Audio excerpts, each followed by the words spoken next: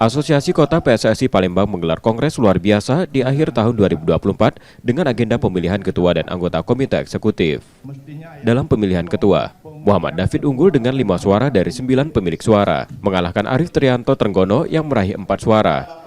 Ketua terpilih Muhammad David menyatakan akan fokus pada pembinaan pesepak bola usia dini dan memberikan dukungan bagi SSB di bawah naungan Askot PSSI Palembang dengan komitmen mendorong kemajuan sepak bola Palembang melalui pembinaan dan kompetisi yang lebih aktif. Asprof PSSI Sumsel berharap kepemimpinan baru membawa kemajuan bagi sepak bola Palembang.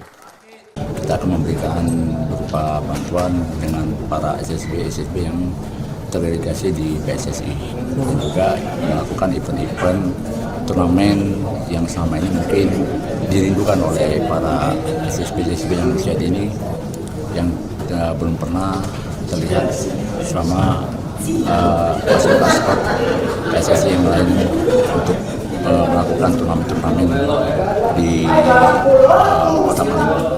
Bahwa harapan dari kita dengan terpilihnya Ketua Askot yang baru untuk Palembang ini, kita berharap agar persepak bolaan yang ada di Kota Madya Palembang ini akan lebih maju dan berkompetisi dengan baik sesuai dengan jadwal ataupun yang sudah kita sampaikan melalui Asprop dengan jadwal yang sudah ada.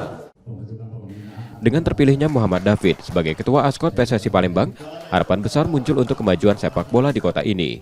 Melalui fokus pada pembinaan usia dini dan kompetisi yang lebih aktif, Askot PSSI Palembang diharapkan mampu melahirkan talenta baru dan memperkuat fondasi sepak bola daerah. Nur Muhammad, Kompas TV, Palembang, Sumatera Selatan.